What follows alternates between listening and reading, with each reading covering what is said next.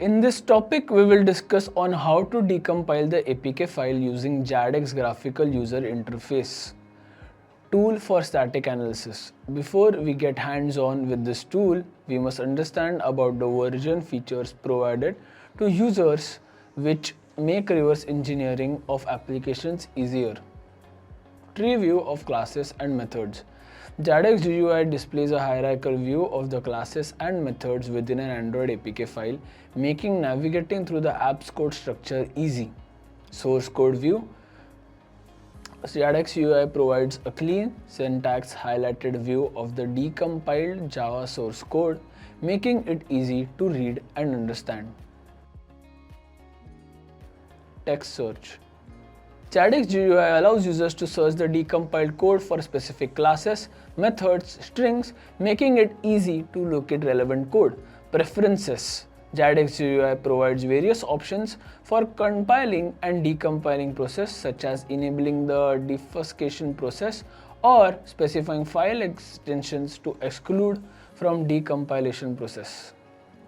Practical.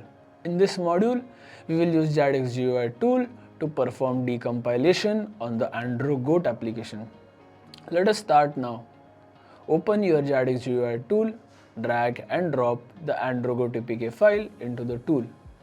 You can observe that it has decompiled the application's APK file. Now click on APK signature to view the details about the application signature, such as type of key user, version, issuer, and validity. If you scroll down, you can see several certificate warnings issued against several files inside APK files. Now navigate to manifest.mf inside the meta.inf folder to see all the SHA-256 hash values of all the files for use for integrity. Now navigate to Android manifest.file XML file. You can view all the information about the application here, such as package name, permission required by the application, version name, and minimum and maximum SDK version required to run the application. Activities, receivers, and services used by the application.